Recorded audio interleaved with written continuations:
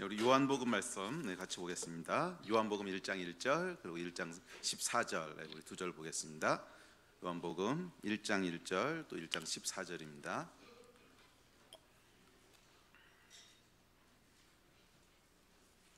요한복음 1장 1절 그리고 14절입니다.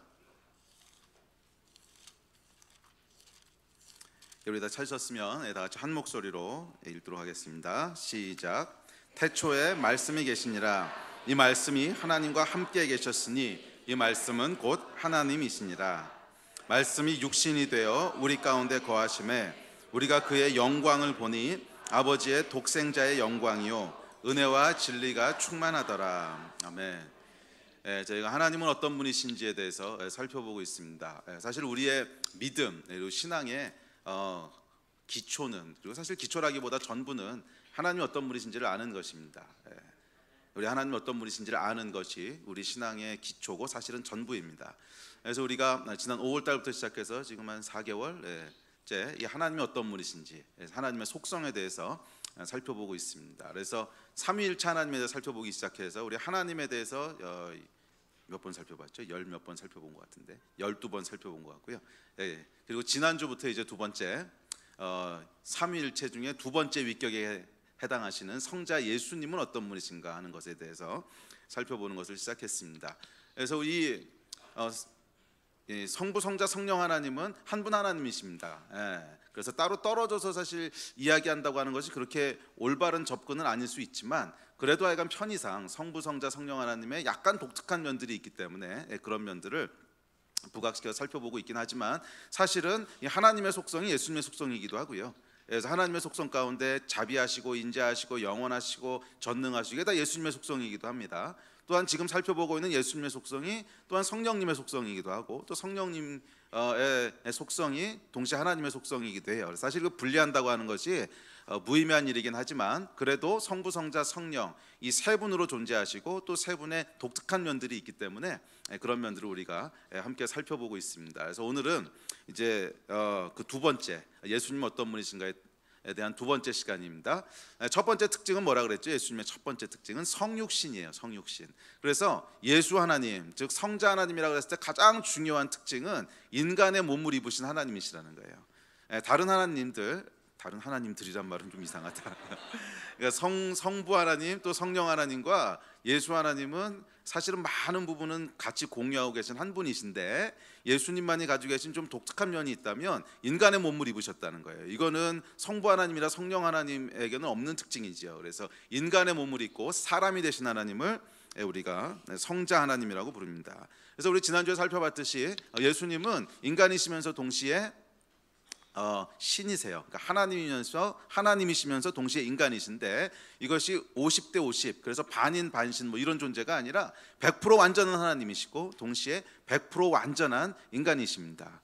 그럼 100 더하기 100이 어떻게 100입니까? 그건 몰라요. 그건 신비에 속한 영역인데, 하여간 100 더하기 100에서 200이 되는 게 아니고 100% 완전한 신이시고 완전한 하나님이시라는 거예요.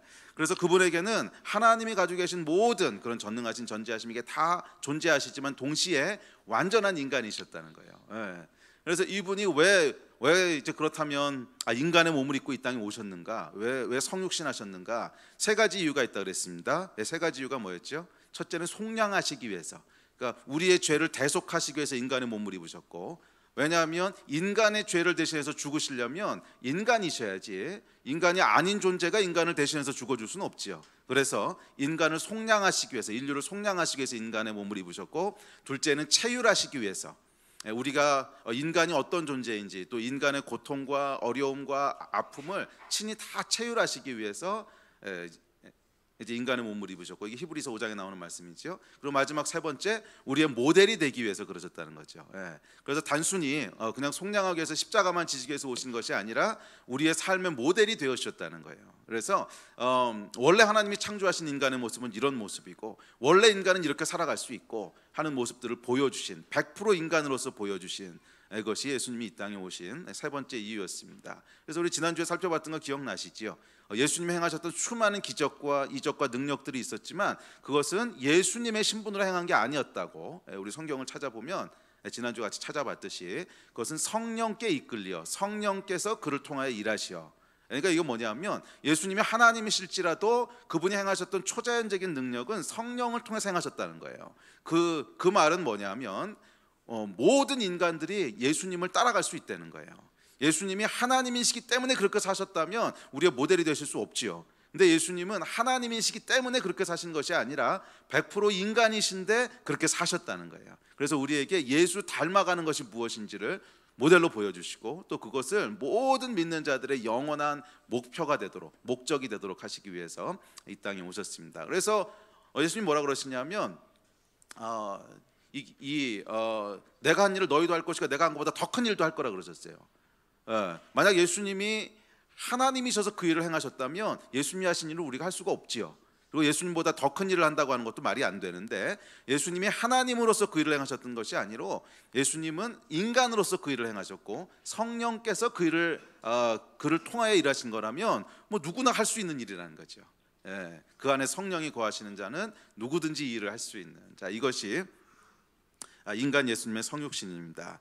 자, 오늘은 지난주에 말씀드렸듯이 그렇다면 왜 예수님께서 성육신 하셨는가, 왜 인간이 되셨는가 하는 것에 대해서 조금 더 깊게 살펴보려고 합니다.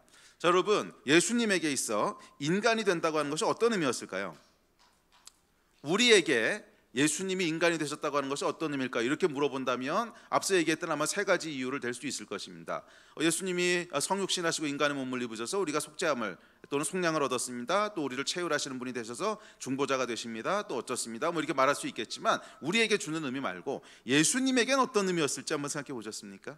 성육신 된다고 하는 것, 인간의 몸을 입는다고 하는 것이 예수님에겐 어떤 의미일까? 아마 예수님이 제가 예전에 한번 어떤 일이 있었냐면요, 미국에서 비행기를 타고 가는데 정말 덩치가 산만한 남자가 제 옆자리에 탔어요. 정말 덩치가 산만한데 뭐 뚱뚱한 건 아닌데 운동을 많이 했는지 거구예요. 막 키가 2m도 넘는 막 이타만한 다 근육질인 사람이 탔는데 제 옆자리에 이렇게 딱 앉았는데 정말 불쌍하더라고요. 그런 거 보신 적 있어요? 정말 불쌍해요. 근데 또 표를 나중에 끊었는지 가운데 낑겨서 탔는데 이렇게 제가 제일 복도 쪽에 타고 안쪽에 또 뚱뚱한 아줌마 한 분이 있고 그리고 가운데 이분이 타셨는데 정말 비행기 가는 동안 요렇하고 움직이지도 못하고 약간 불쌍한 모습을 하고 있었는데, 여러분, 예수께서 인간의 몸을 입으신다고 하는 게 어떤 건지 한번 생각해 보십시오. 그 위대하시고 크시고 우주보다도 더 광활하시고 부족함이 없으시고 전능하시고 전지하시고 하실 수 없는 일이 아무것도 없는, 모든 걸 하실 수 있는 그분이 인간의 몸을 입는다고 하는 것은 여러분 정말 조그마한 박스에다가 자기 몸을 막 구겨 놓는 것 같은 불편함 아니겠어요? 얼마나 불편할지. 여러분, 만약 여러분들이 어느 날 갑자기 개미가 된다고 생각해 보십시오. 생각은 그대로 다 있어. 근데 갑자기 몸이 개미가 됐어. 그럼 여러분 얼마나 이게 좌절되고 불편할까 한번 생각해 보세요. 그전에는 자연스럽게 할 수 있던 일들이 더 이상 자연스럽지 않아. 그전에는 뭐 당연하게 생각했던 일들이 전혀 당연하지 않아. 할 수 없는 일들이 너무 많아. 오히려 할 수 있는 일이 몇 개 없어. 여러분, 굉장한 불편함과 굉장한 고통과 굉장한 좌절 아니겠습니까? 사실은 좌절을 넘어서서 모욕에 가깝지요. 인간이 갑자기 개미가 된다고 하는 것은. 사실은 예수께서 인간의 몸을 입으셨다고 하는 것이 이런 거라는 거예요. 그분에게는 큰 고통과 큰 불편함, 어쩌면 그것을 넘어서서 모욕이라는 거예요. 태초부터 계신 분, 온 우주를 창조하신 분, 못하신 일이 없으신 만왕의 왕, 하나님 자신이신 분, 그 크고 위대하신 분이 도대체 이 작고 초라한 육체 속에 들어올 수 있는지, 이게 참 신비죠. 어떻게 그분이 육체 속에 들어올 수 있는, 세상에서 가장 이해할 수 없는 일입니다. 그러나 예수님께서는 이 모든 불편과 모욕을 감내하시고 크고 위대하신 자기 자신을 이 작고 초라한 박스 속에 꾸겨 넣으셨어요. 예수님의 이 불편함을 한번 생각해 보십시오. 아니, 이게 어쩌면 불편함을 넘어선 절망이고 모욕이지요. 이 선교지에 가보면 당연하게 누리던 것들을 누리지 못하게 되는 경우가 많습니다. 이 불편함이 우리를 진짜 불편하게 했죠. 제가 한 10여 년 전에 이리안자야를 들어간 적이 있었는데, 이리안자야는 여러분 정말 이 문명화되지 않은 천연의 땅입니다. 이게 마리도와 천연의 땅이지 되게 불편한 곳이라는 거예요. 가보면 사람들이 석기시대 모습을 정말 하고 살아요. 이게 아프리카보다도 더 이제 문명화가 안 된 곳이 아마 이리안자일 것 같은데, 거기 가보면 사람들이 정말 옷을 다 벗고 아주 중요한 부위만 살짝 가리고 이 돌도끼 갖고 다니면서 이게 사냥해가지고 먹고 사는 동네거든요. 예. 그래서 저희가 갔더니 이제 손님들이 왔다고 점심을 대접하겠다고, 분명히 11시쯤 점심 대접하겠는데 오후 3시가 돼도 밥이 안 나오더라고. 그래서 왜 안 주냐고 나중에 물어봤어요. 거기 이제 통역해 주는 분이 계셔서. 그랬더니 사냥하러 나갔다고, 멧돼지 잡으러 조금만 기다리시라고, 잡아올 거라고. 뭐 그런 곳이에요. 그런 곳인데 가보면은 정말 불편합니다. 가장 불편한 게 뭐냐면 화장실. 가보면 화장실이라는 게 따로 없어요. 거적 하나 둘러놓고 이게 널판지 2개 되는 겁니다. 뭐 이게 화장실인데 그나마 문도 없어요. 문이 없어서 한 명은 이제 망을 봐야 되고 한 명은 볼일을 봐야 되는 이 불안함. 그리고 또 모기는 얼마나 많은지 이게 거의 이 비자발적 헌혈을 계속 해야 되는 뭐 그런 곳입니다. 뭐 인터넷 전화는 이거 물어보는 놈이 나쁜 놈이지. 거기에 인터넷하고 전화가 있겠습니까? 당연히 없죠. 당연히 없습니다. 심지어 길도 없습니다. 그래서 지도를 보면 바로 옆인데 갈 수가 없어, 길이 없기 때문에. 이 불편함이란 이게 사실은 불편함을 넘어선 좌절이죠. 좌절. 자, 근데 여러분 생각해 보십시오. 태초부터 계신 분, 무소부재하신 분, 전능하고 전지하신 분, 이 하나님이 인간의 육체 속에 자신을 꾸겨 넣으셨을 때 그 고통이 어떻을까? 그 불편함이 어땠을까? 그것은 아마 저희가 선교지에 가서 뭐 인터넷 없고 화장실 불편하고 해서 겪는 이 정도 고통이 아니었을 거라는 거예요. 무소부재하셨던 분이 이제는 공간의 제약을 받으십니다. 그 전까지 예수님께서는 하나님이셨을 때는 그냥 가시고 싶은 곳에 순식간에 임하실 수 있었어요. 왜냐하면 우주를 하나님이 지으셨으니까.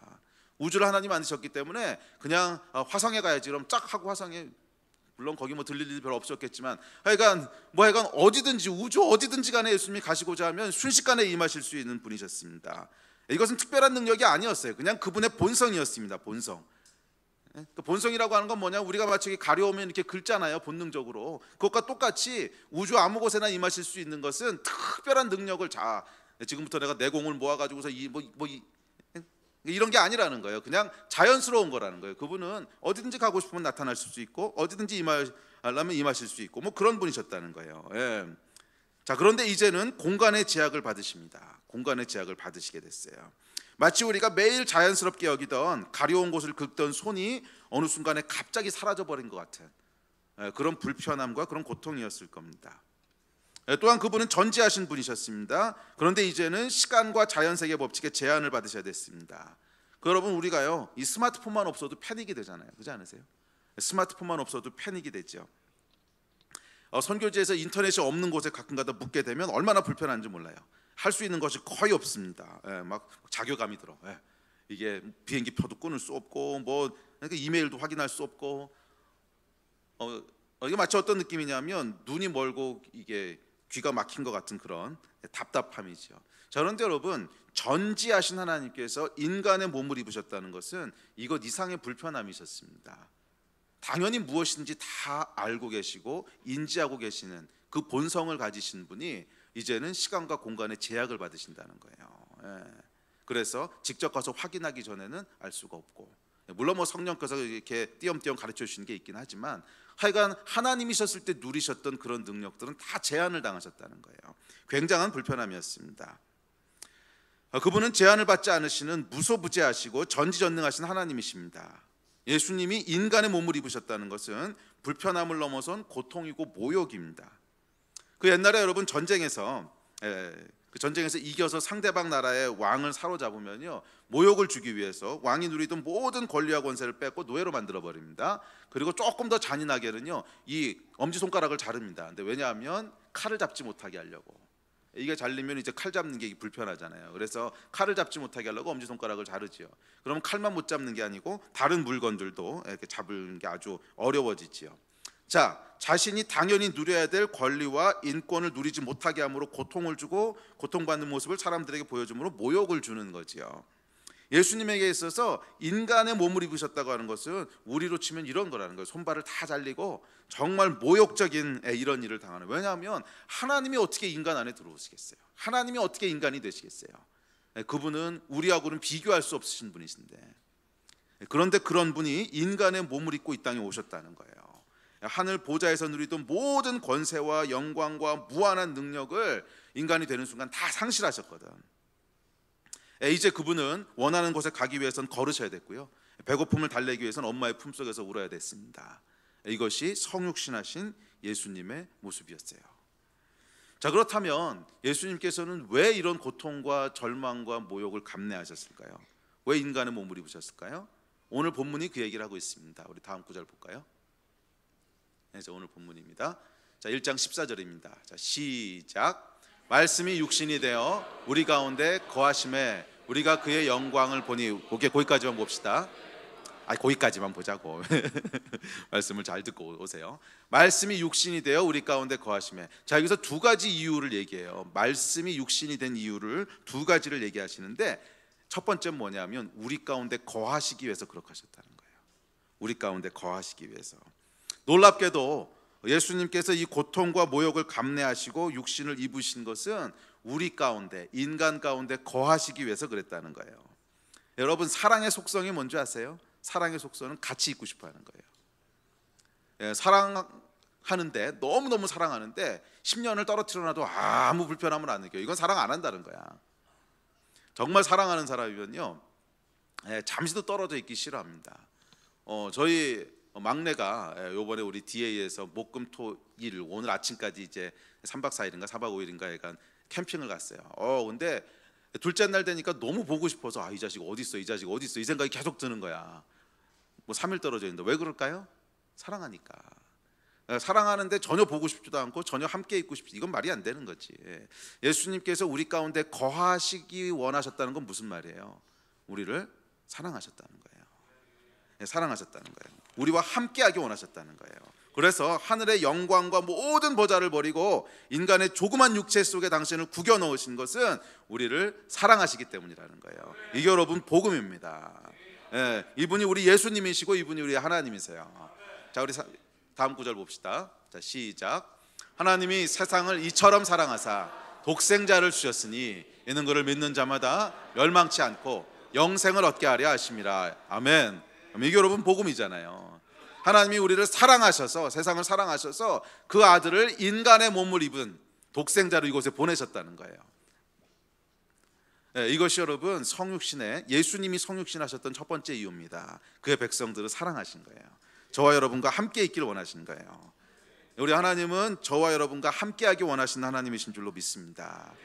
여러분의 삶 가운데 같이 하기를 기뻐하시고 교회 가운데 임하시기를 기뻐하시고 또 우리와 동행하기를 즐거워하는 분이세요. 그래서 인간의 몸을 입으셨습니다. 물론 오늘날 예수님은 몸을 입으신 인간의 모습으로 우리 가운데 거하시는 않습니다. 그 대신 어떻게 우리 가운데 거하시죠? 성령님의 모습으로 우리 가운데 거하세요. 우리 다음 구절 봅시다. 시작. 그러나 내가 너희에게 실상을 말하노니 내가 떠나가는 것이 너희에게 유익이라. 내가 떠나가지 아니하면 보혜사가 너희에게로 오시지 아니할 것이요 가면 내가 그를 너희에게로 보내리니 그가 내 영광을 나타내리니 내 것을 가지고 너희에게 알리겠습니다. 너희가 하나님의 성전인 것과 하나님의 성령이 너희 안에 거하시는 것을 알지 못하느뇨. 그래서 예수님께서 인간의 몸을 입으시고 이 땅에 오셨다가 부활하시고 승천하시고 부활하신 몸을 입으시고 이제 하나님 보좌 우편으로 올리셨지요. 올려가셔서 지금은 예수님이 인간의 형태로 우리 가운데 거하시지는 않으세요. 그 대신 누가 우리 가운데 거하세요? 예수님이 가시고 대신 오신 분 성령님이 우리 가운데 거하세요. 사실은 성령, 성부, 성자 다 한 분 하나님이시기 때문에 하나님이 우리와 함께 하시던, 예수님이 함께 하시던, 성령님이 함께 하시던 다 같은 하나님이세요. 그렇지만 하여간 프랙티컬리는 지금은 누가 함께 계세요? 성령 하나님께서 우리와 함께 하십니다. 언제까지?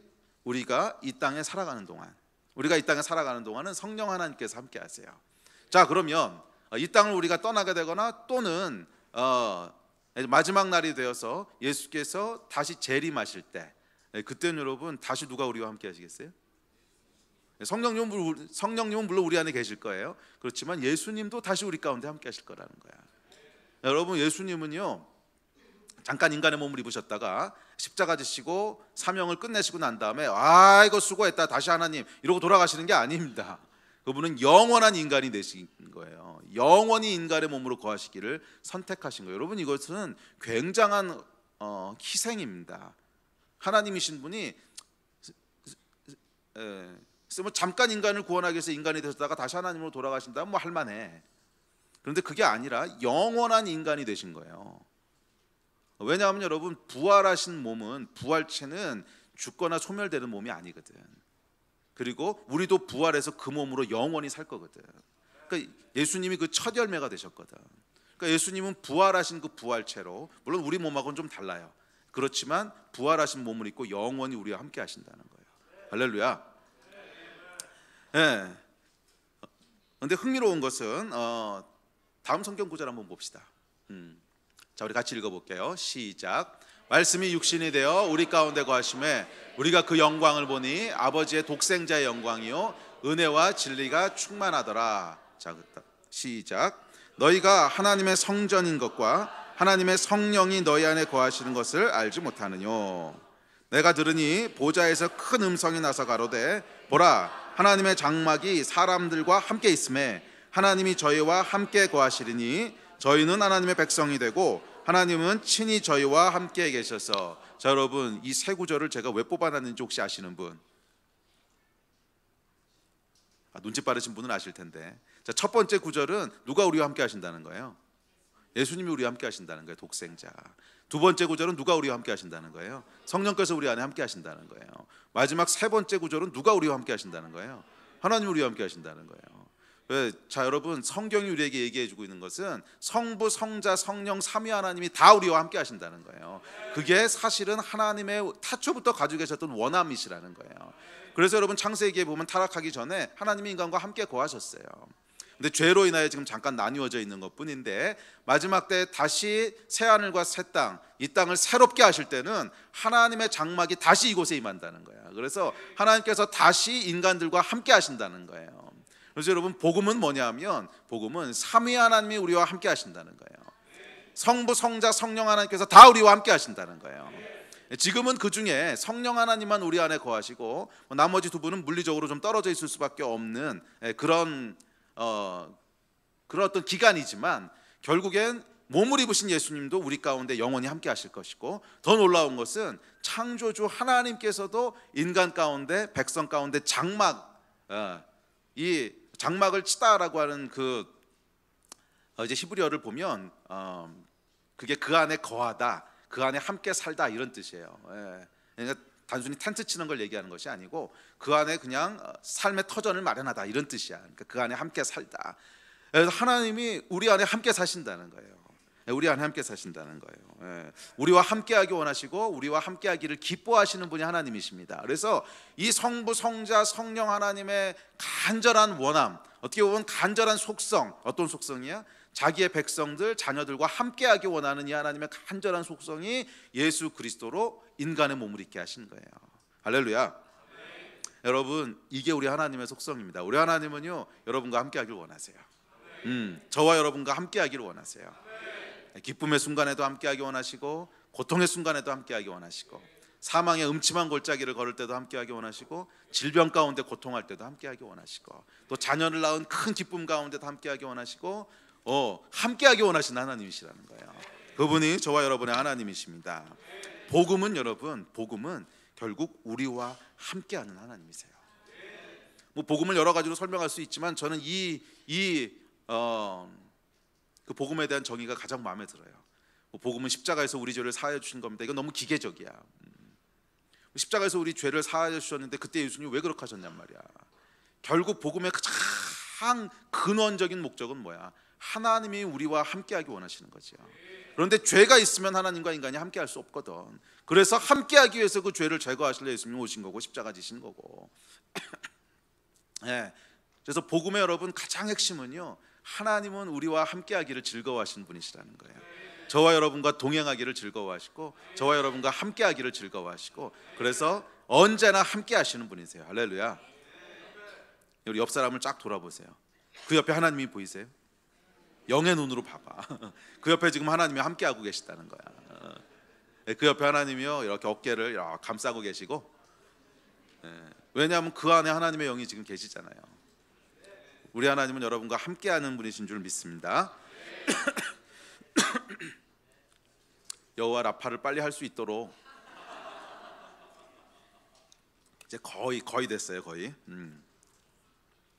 자, 계속 이어서 요한이 얘기합니다. 우리 다음 구절, 우리 14절인데 다시 한번 읽습니다. 시작. 말씀이 육신이 되어 우리 가운데 거하심에 우리가 그의 영광을 보니 아버지의 독생자의 영광이요 은혜와 진리가 충만하더라. 자, 예수께서 인간의 몸을 입으신 첫 번째 이유가 우리와 함께하기 원하시는 사랑 때문이라면, 두 번째 이유는 영광이라는 거예요. 영광. 하나님의 영광을 나타내시기 위해서 우리와 함께 하셨다는 거예요. 나타내시기 위해서라기보다는 하여간 이 성육신 가운데 하나님의 영광이 나타났다는 거예요. 하나님의 영광을 보여준다는 거예요. 자, 하나님이 거하실 때는 항상 나타나는 현상이 있는데, 그건 뭐냐면 하나님의 영광이 함께하는 거예요. 그래서 여러분, 성경을 읽어보면 하나님께서 뭔가 현현하실 때, 하나님께서 나타나실 때는 항상 하나님의 영광이 함께 나타났어요.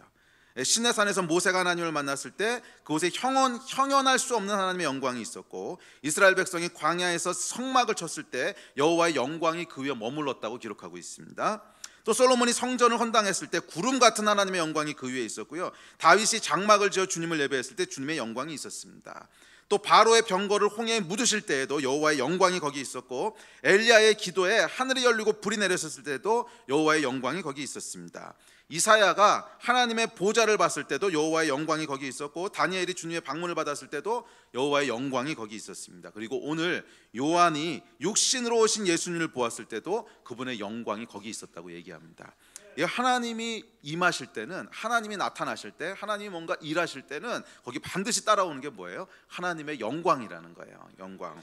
자, 그렇다면 이 영광이라고 하는 뜻은 뭘까요? 영광이라고 하는 히브리 단어는 쉐카이나라는 단어도 있고 카보드라는 단어도 있고 여러 가지 단어들이 있는데, 하여간 영광을 나타내는 이 단어의 뜻은 뭐냐면, 특별히 카보드라고 하는 이 단어의 뜻은 뭐냐면 무거움, 장관, 풍성함, 뛰어남, 아름다움, 뭐 이런 뜻을 가지고 있어요. 와, 정말 영광스럽다 이랬을 때는 그것이 풍성하고 아름답고 위대하고, 그 다음에 무겁고 장관이고 뭐 이런 거라는 거예요. 예, 이해가 되세요? 자기가 카보드라는 뜻인데, 자, 이 하나님이 임재하실 때는 항상 이 영광이 있었다는 거예요. 예, 그래서 하나님의 영광이란 그분의 뛰어나심, 그분의 무거우심, 그 몸무게가 많이 나간다는 게 아니고, 하여간 그 안에 그 진중한 그게 있다는 거야. 예, 가벼우신 분이 아니라는 거예요. 또 그분의 아름다우심, 그분의 풍성하심, 그분의 장대하심, 뭐 이런 것들이 함께 나타난다는 거죠. 이게 영광입니다. 바로의 군대를 묻으실 때 하나님의 영광이 나타났습니다. 이 영광은 하나님의 능력이 바로의 군대보다 크고 위대하시다는 것을 드러내시는 영광이었어요. 그렇죠? 다음 구절 봅시다. 시작. 내가 바로와 인하여 영광을 얻을 때에야 애굽 사람들이 나를 여호와인 줄 알리라 하시니. 예, 그러니까 여호와의 영광이 나타날 때 그 영광은 뭐예요? 바로의 군대보다 더 강하고 더 크고 위대하다고 하는 이 카보드가 나타났다는 거지. 예, 그래서 하나님의 영광이 그분의 능력과 함께 나타났습니다. 또 시내산에서 모세가 하나님으로부터 율법을 받을 때 하나님의 영광이 나타났습니다. 자, 우리 다음 구절 시작. 영광이 시내산 위에 머무르고 구름이 6일 동안 산을 가리더니 제7일에 여호와께서 구름 가운데 모세를 부르시니라. 내가 거기서 이스라엘 자손을 만나리니 내 영광을 인하여 회막이 거룩하게 될지라. 예, 이 영광은 하나님의 거룩하심이 이 세상의 어떤 것보다도 무겁고 중요하고 풍부하고 뛰어나다는 것을 나타내는 영광이었어요. 그렇죠? 이 거룩하심에 대한 영광은 세상의 어떤 규정보다, 어떤 윤리보다, 어떤 법보다 하나님의 거룩하심이 더 무겁다는 거예요.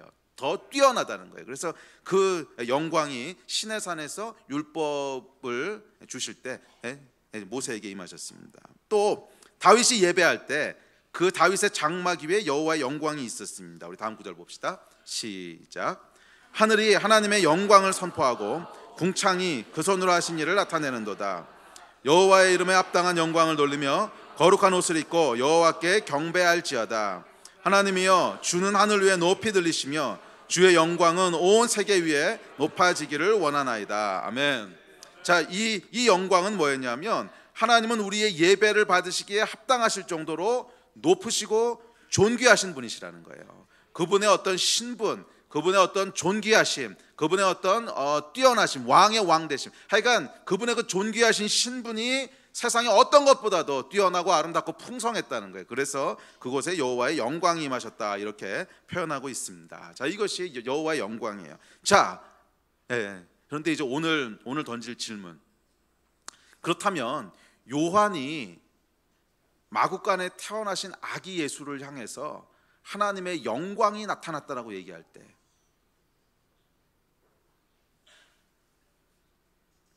무슨 영광을 본 걸까요? 이 영광은 무슨 영광일까요? 능력? 구유에 누이신 아이에게 무슨 바로의 군대를 무찌를 능력이 어디 있어요? 이런 능력 전혀 없었어요. 그저 연약한, 하나님이라고는 믿을 수 없을 정도로 연약했지 바로의 군대를 무찌른 영향은 없었습니다. 존귀와 위엄, 인간의 몸을 입고 천한 몫으로, 그것도 말구 위에 태어나셨는데 무슨 존귀와 위엄이 있겠어요? 이것도 없었어요. 거룩함? 그래서 거룩함은 어떨지 모르겠지만 예수님을 향한 사람들의 평가는 뭐였냐면 세리의 친구들, 죄인들의 친구들이었어. 적어도 세상의 기준으로 볼 때 그렇게 거룩하고 이런 거 없었다는 거예요. 자, 그렇다면 요한은 육신을 입으신 예수님에게서 무슨 영광을 본 거냐는 거예요. 무슨 영광? 도대체 무슨 영광이 나타났기에 이 영광이 영광 중에 가장 뛰어난 영광이라고 묘사하고 있냐는 거예요. 이 영광은 여러분, 이 하나님의 영광은 태초부터 계신 크고 위대함 속에도 물론 있지만, 또 바로의 군대를 한 번에 쓸어버리는 능력 속에도 그 영광이 있지만, 그보다 더 크고 위대한 영광은 뭐냐면 그 모든 권세와 모든 위엄과 모든 풍성함을 가지신 분이 하찮고 비천하고 낮은 인간의 몸을 입고 이 땅에 오신 거라는 거예요. 그게 가장 큰 영광이고 가장 큰 신비라는 거야. 도대체 그분이 뭐 때문에 여기 오시냐? 오실 이유가 없다는 거야. 존귀와 위엄 가운데 계신 분, 부족함이 없으신 분, 모든 것을 소유하신 분, 그분이 근데 왜 이런 겸손과 희생의 자리로 오셨냐는 거야. 이게 여러분 하나님의 진짜 영광이라는 거예요. 물론 그분의 영광은 큰 능력 속에도 있어요. 또 그분의 영광은 어떤 화려한 위엄 속에도 있고 높은 지위 속에도 있고, 맞아, 하나님의 영광 맞아요. 그런데 진짜 하나님의 영광 중의 영광은 뭐냐면 그 부족함이 없으신, 비할 데 없으신 우주의 가장 중요하신 분이 겸손과 희생과 사랑 가운데 상상할 수 없는 자리로 내려오셨다는 거예요. 여러분, 사실은 이 인간이라고 하는 존재가 우주에서 얼마나 하찮은 존재인지를 한번 잠깐만 생각해 보십시오. 우리는 우주에서 찾을래야 찾을 수도 없는 존재야. 아무리 우주를 이렇게 들여다보고 확대해도 우리는 안 보여. 확대 아무리 해도요, 지구 못 찾아요. 우주 전체 놓고 확대해봐 지구를 볼 수 있나? 못 본다고. 사실은 지구를 못 보는 게 아니고 우리가 속해 있는 은하계도 찾을 수가 없어요. 왜냐하면 1000억 개인데, 은하계가 1000억 개인데 여러분, 1000억 개를 우주 지도 이만하게 펴놓고 아무리 확대한다고 해도 1000억 개 있는 그 점 하나를 찾을 수 있겠냐고. 우주를 창조하신 분이 인간이 되셨다고 하는 것은 여러분, 이것은 뭐라고 설명해야 될지가 설명할 수 없는, 그런데 하나님의 진짜 영광은 그분이 우리 하찮은, 정말 찾을래도 찾을 수도 없는 먼지 같은 그 인간들과 함께 거하시기 위해서 인간의 몸을 입고 이 땅에 오셨다는 거예요. 이게 진짜 영광 중에 영광이라는 거야. 할렐루야. 그분의 놀라운 능력이나 크고 위대하심보다, 심지어 거룩하심보다 더 크고 위대한 영광은 그 하나님께서 약한 자들과 비천한 자들을 모른 척하지 않으시고 인간의 몸을 입고 이 땅에 오신 거예요. 고통받는 자들을 모른 척하지 않으시고 인간의 몸을 입고 이 땅에 오신 거예요. 할렐루야. 이게 여러분 진짜 영광입니다. 사실은 우리가 하나님의 진짜 영광이 뭔지를 알고 보는 것은 참 중요해요. 왜냐하면 그것을 영광이라고 보면 사람은 결국 영광을 추구하게 돼 있거든. 안 그래요, 여러분? 사람은 결국 영광을 추구하거든. 그래서 무엇을 영광이라고 보느냐 하는 것에 의해서 그 인생의 방향이 결정되거든. 그럼 여러분은 하나님에게서 어떤 영광을 보고 계십니까? 이 사단은 말이에요, 여러분, 항상 속이는 자예요. 사단의 속임수는 참 교묘한데 모든 것을 전부 다 뒤집어 엎는 것이 아니야. 그럼 아무도 안 속거든. 그러니까 대충 다 비슷하게 얘기를 하다가 결정적인 거 하나만 딱 뒤집어요. 이게 이제 사단이 하는 일이거든요. 그래서 대부분은 다 뭐 맞는 말을 해요. 대부분 맞는 말을 해요. 그렇지 않다면 여러분 바보가 아닌데 누가 속았어요. 대부분은 맞는 말을 하는데 가장 본질적이고 중요한 거 하나를 탁 뒤집어 엎습니다. 이게 사단이 하는 일이에요. 이 영광에 대해서도 마찬가지입니다. 세상은 여러분 사단이 하는 거짓 영광에 많은 영향을 받고 있습니다. 사단은 여러분 뭐가 영광이라고 얘기하냐면 크고 위대한 것에 영광이 있다고 얘기합니다. 그리고 사단은 능력의 영광이 있다고 얘기합니다. 사단은 존귀한 자의 높은 자리에 앉아서 세상의 경배와 예배를 받는 것에 영광이 있다고 얘기합니다. 뭐 틀린 말은 아닙니다. 이것도 하나님께서 주신 영광이니까. 그런데 사단은요 가장 중요한 영광에 대해서는 얘기하지 않아요. 자, 우리 사단이 예수님을 광야에서 시험했을 때 했던 얘기를 한번 보시겠어요? 자, 우리 같이 읽어봅시다. 시작. 마귀가 가로되 내가 만일 하나님의 아들이었던 이 돌들에게 명하여 떡덩이가 되게 하라. 예수께 대답하시되 기록하기를 사람이 떡으로만 살 것이 아니라 하였느니라. 마귀가 또 예수를 이끌고 올라가서 순식간에 천하만국을 보이며 가로되 이 모든 권세와 그 영광을 내가 내게 주리라. 이것은 내게 넘겨준 것이므로 나의 원하는 자에게 주노라. 그러므로 내가 만일 내게 절하면 다 내 것이 되리라. 대답하여 가라사대 기록하기를 주 너희 하나님께 경배하고 다만 그를 섬기라 하였느니라. 또 이끌고 예루살렘으로 가서 성전 꼭대기에 세우고 가로되 내가 만일 하나님의 아들이었던 여기서 뛰어내리라.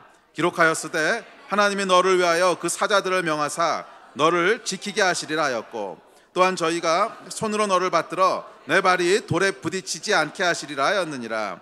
예수께서 대답하여 가라사대 말씀하기를 주 너의 하나님을 시험치 말라 하였느니라. 여러분 사단이 무엇으로 예수님을 유혹했나 보십시오. 사실은 이 유혹이 오늘날 사단이 세상을 유혹하고 있는 유혹이에요. 똑같은 유혹인데 첫째는 돌로 떡을 만들라는 거야. 이거 뭐야? 능력을 나타내라는 거야. 아니 하나님께서 바로의 군대를 묻어버리신 능력 가운데 영광을 두셨다고 했잖냐. 너도 능력을 행해보라는 거야. 이 능력에 영광이 있다는 거야. 그리고 여러분 실제 능력에 영광이 있습니까 없습니까? 맞아, 있어요. 왜냐하면 하나님은 능력이 있으신 분이시거든. 바로의 병거를 물에 묻어버리신 위대한 하나님의 능력을 통해 하나님의 영광을 나타내셨거든요. 사단은 하나님의 능력에 있는 영광을 부러워했습니다. 이것이 처음부터 사단이 가지고 싶어 했던 것이고 그래서 하나님을 대적하여 일어난 거예요. 사단이 세상에 주는 유혹이 있습니다. 능력의 영광이 있다는 것이고 사실 틀린 말은 아니에요. 자, 두 번째 했던 게 뭐예요? 천하만국을 다스리는 권세를 주겠다는 거예요. 왕의 자리, 존귀한 자리, 거기 영광이 있다는 거예요. 자, 이것으로 예수님을 유혹하고 또 오늘날 사람들을 유혹합니다. 이것도 뭐 완전히 틀린 말은 아니에요. 왕의 자리, 존귀한 자리에는 분명히 영광이 있습니다. 그리고 사단은 역시 이것을 부러워했기 때문에 하나님께 반란을 일으킨 거지요. 그 자리에 자기가 앉아서 영광을 얻고 싶어 했던 거지요. 셋째, 사단은 사람들의 주목을 끄는 크고 위대한 일을 행함으로 영광을 드러내라고 합니다. 큰 일을 행하신, 큰 일을 행하면은 큰 일을 했어. 뭐 돈을 많이 벌어서 큰 사업을 했다거나 아니면 뭐 큰 일을 하면 와 사람들이 이럴 거 아니야. 그러면 거기 영광이 있다는 거야. 자, 이것도 뭐 틀린 말은 아닙니다. 자, 사단은 말이에요. 능력을 통한 영광, 존귀하고 중요한 자리에 앉는 것에 대한 영광, 그리고 크고 중요한 일을 행함에서 오는 영광을 가지고 싶어 했단 말이야. 그리고 또한 세상에도 그것이 중요하고 그것이 영광이라고 이렇게 가르치고 부추깁니다. 그런데 사단이요 절대로 가지고 싶어 하지 않는 영광이 있습니다. 이 세 가지 영광은 다 가지고 싶어 해. 절대로 가지고 싶어 하지 않는 영광. 그게 뭐예요? 하나님이 인간의 몸을 입으시고 이 땅에 오시면서 보여주신 요한복음 1장 14절의 영광. 이건 사단이요 가지고 싶어 하지 않아요. 쳐다보고 싶어 하지도 않아. 근데 사실 여러분 성경은 이 영광이 모든 하나님의 영광 중에 가장 위대한 영광이라는 거예요. 그리고 사실은 그 나머지 아까 크고 중요하고 존귀하고 이 영광을요 온전한 영광 되게 하는 것은 이 영광이기 때문에 그런 거예요. 아니에요? 크고 위대하고 존귀한 분이지만 그런 존재가 연약한 사람들, 미천한 사람들, 고통받는 사람들을 멸시하지 않고 그들을 진심으로 사랑해서 함께 거하기를 원하고 그래서 그들과 같이 되는 이 영광 중에 영광이 있을 때 그분의 능력, 그분의 존귀, 그분의 큰일 행하심이 온전한 영광이 되는 거지 않아요? 그렇지 않고 존귀한 자리에 앉았지만 그 밑에 있는 사람들을 학대하고 피박한다면 그것이 어떻게 영광이겠어? 이 하나님의 영광을 뭐 능력도 영광이고 뭐 존귀함도 영광이고 큰일도 영광이고 오케이 다 영광입니다. 그렇지만 이 영광이 진짜 영광이 되는 하나님의 영광의 엑기스, 하나님의 영광의 가장 중요한 그 영광은 뭐냐면 인간의 몸을 입으신 예수님이시라는 거예요. 낮은 곳에 임하시는 분, 고통받는 자를 멸시치 않으시는 분, 연약한 자들과 함께하길 원하시는 분, 이것이 여러분 진짜 영광이에요. 자, 그런데 이 오늘날 세상은 말이에요, 이 사단이 얘기해 주는 영광을 영광이라고 생각하고 오히려 하나님의 진짜 영광에 대해서는 따르려 하지 않습니다. 오히려 그것을 미련하다고 하고 손가락질하고 멸시합니다. 자, 이것이 사단과 그의 거짓말에 속은 세상이 취하는 태도입니다. 진짜 영광에 대해서는 그리 달가워하지 않는다는 거예요. 그러나 여러분 기억하십시오. 하나님의 가장 큰 영광은 사단이 절대로 미칠 수 없는 영광은 흉내낼 수 없고 또 너무 크고 위대해서 사람들이 잘 알아보지도 못하는 영광은 겸손과 희생과 그분 속에 있는 온유와 사랑이에요. 아멘. 전 우주가 놀라고 경외하고 이해할 수 없어 예배하게 되는 그 영광은 태초부터 계신 분이 인간의 몸을 입고 우리 가운데 거하시기 위해 마구간의 어린아이의 모습으로 온 것이에요. 할렐루야. 이것이 진짜 예수님의 영광인 줄 믿습니다. 오늘날 많은 사람들, 많은 교회들이 크고 성공하면 하나님께 영광을 돌립니다. 사업이 커지면 영광을 돌리고 교회가 커지면 영광을 돌리고 크고 규모 있는 사역을 하면 그래서 사람들에게 주목을 받기 시작하면 하나님께 영광을 돌립니다. 이 큰 일 속에 하나님이 계셨다는 거예요. 또 많은 교회들이 능력이 나타나면 하나님께 영광을 돌립니다. 뭐 병이 낫는다거나 기적이 일어나고 초자연적인 공급하심을 통해 뭐 그들 가운데 뭔가 일어나면 그러면 그것을 통해 하나님께 영광을 돌립니다. 오케이, 뭐 영광 맞습니다. 근데 그러면 아무리 기도해도 병이 안 난 사람은 영광이 없는 거야. 예수님 때도 여러분 예수님 모든 병자를 다 고쳐주신 건 아니었어요. 그건데 고침 못 받은 사람들도 있다고. 그러면 그 사람들은 영광이 없는 거예요. 큰 것에만 영광이 있다면 평생을 충성되게 시골에서 몇몇 나이 드신 어른들을 돌보고 섬겼던 목사님의 사역은 영광이 없는 거예요. 여러분 오늘날 우리 안에 심각한 거짓말이 들어있어요. 심각한 마귀가 심어놓은 거짓말이 있어요. 예수께서 광야에서 뿌리치셨던 그 유혹을 오늘날 교회가 그대로 받아들여 버렸어요. 큰 것에 영광이 있다는 거야. 능력에 영광이 있다는 거예요. 천만에 만약 그게 영광에 있는 거였으면 예수님이 그때 취하셨죠. 마귀가 광야에서 예수님께 유혹했던 그 거짓말에 오늘날 많은 사람들, 뭐 세상 사람들은 말할 것도 없고 교회도 그것을 받아버렸어요.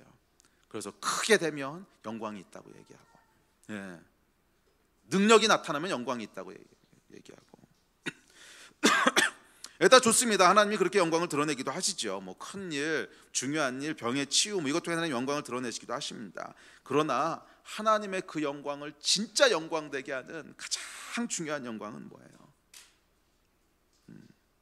모든 것을 다 가지신 하나님께서 겸손과 희생과 사랑과 온유 가운데 인간의 몸을 입으신 이 영광 아니겠습니까?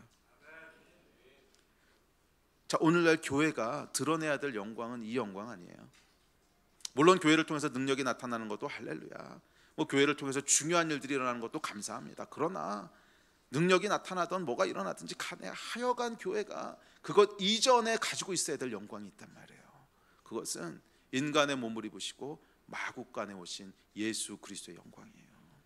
이 영광이 교회 가운데 있을 때 그를 통해서 나타나는 능력도 참 영광이 될 수 있고 그를 통해 나타나는 큰 일들도 참 영광이 될 수 있어요. 그러나 교회가 마국간에 인간의 몸을 입고 어린아이의 모습으로 오신 그 영광을 잃어버린다면 또는 그 영광을 향한 시선들을 돌려버린다면 교회는 더 이상 영광이 없어요.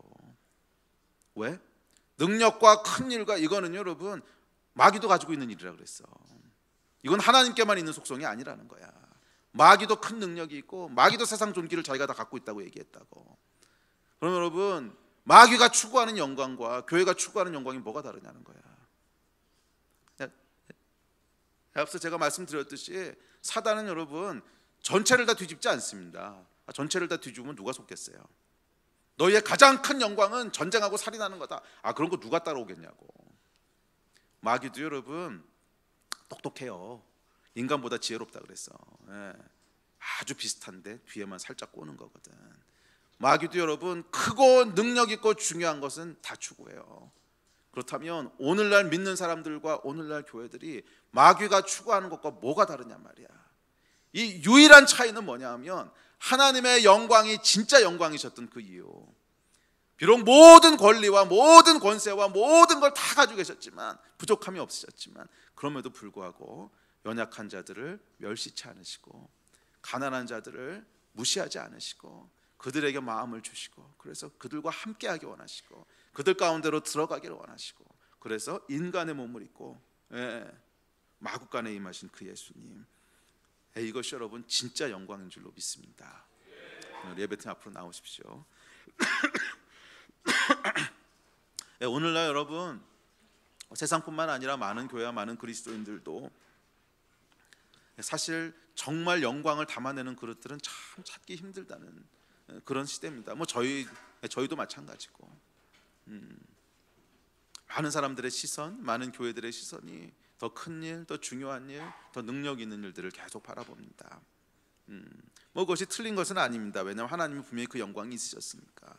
그렇지만 교회가 진짜 하나님의 영광을 담아내려고 한다면 이 영광들 이전에 먼저 있어야 될 영광이 있습니다.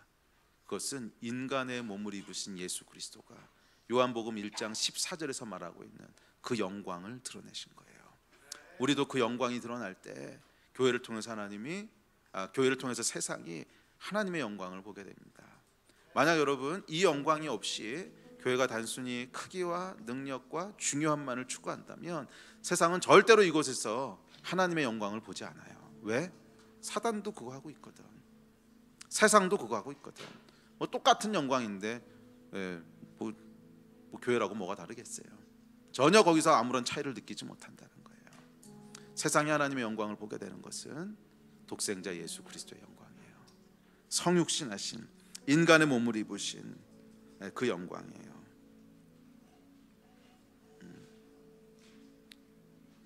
사람은 여러분 어떤 것이 영광인가, 그 영광을 바라보는 대로 살게 돼 있습니다. 사람은 여러분 영광을 추구하는 존재예요. 그렇다면 여러분은 어떤 것을 영광으로 보십니까?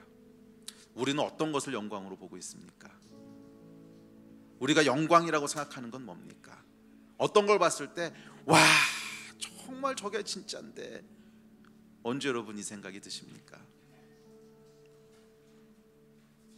홍해를 가르고 바로를 묻어버린 하나님의 영광입니까? 아니면 겸손하게 인간의 몸을 입고 이 땅에 오신 마구간에 오신 그 참 예수님이 이 땅에 오실 때 정말 영광이란 영광은 다 벗어버리고 오셨어요. 정말 영광이란 영광은 다 벗어버리고 오셨어요. 마구간으로 임하시죠. 전혀 별 볼 일 없는, 세상의 눈에는 전혀 영광스러워 보이지 않는 그곳에서 영광을 볼 수 있는 사람이 사실은 하나님의 사람이에요. 저는 저와 여러분 가운데 또 우리 교회 가운데 이 영광이 임하게 되기를 주의 이름으로 축복합니다. 진심으로 축복합니다.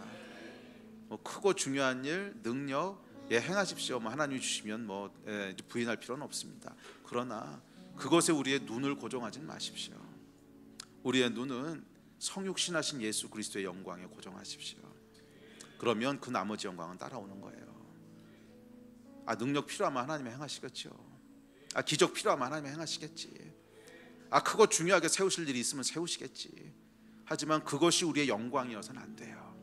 우리의 영광은 성육신하신 예수 그리스도, 우리가 바라고 우리가 정말 얻기 원하는 영광은 예수 그리스도의 겸손과 사랑, 우리가 정말 얻기 원하는 영광은 인간의 몸을 입으신 예수 그리스도의 그 영광. 이거 여러분, 저와 여러분의 영광이 되고 싶지 않으십니까? 이 영광에 참여하는 여러분들 되시기를 주의 이름으로 축복합니다. 자리에서 같이 일어납시다.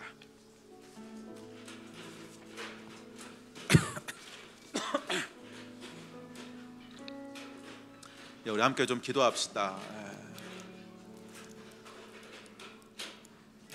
그래서 여러분, 교회가 나타낼 수 있는 가장 큰 영광은 우리 주변에 있는 소외된 사람 한 사람, 우리 주변에 도움이 필요한 한 사람, 그들을 멸시하지 않는 거예요. 예수께서 우리에게 찾아오셨듯이 우리도 우리의 마음과 우리의 또 시간과 또 우리의 관심을 계속 그렇게 하는 거예요. 그것이 여러분, 교회가 이 땅에 드러낼 수 있는 가장 큰 영광인 줄로 믿습니다. 우리 같이 좀 기도합시다. 기도할 때, 하나님, 인간의 몸을 입고 이 땅에 오신 예수 그리스도의 영광을 오늘 우리가 봅니다. 우리에게도 이 영광이 있게 하여 주시고 우리도 이 영광을 바라보게 하여 주십시오.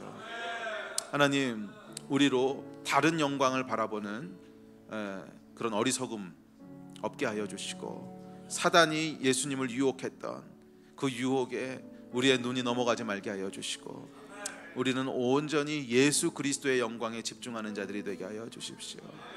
주님, 그래서 우리를 통해서도 예수께서 보여주셨던 죄인들의 친구, 세리와 창기의 친구라고 하는 하나님이 영광된 칭호를 우리도 갖게 하여 주십시오. 오늘날 교회가 이 영광을 다시 취하게 하여 주십시오.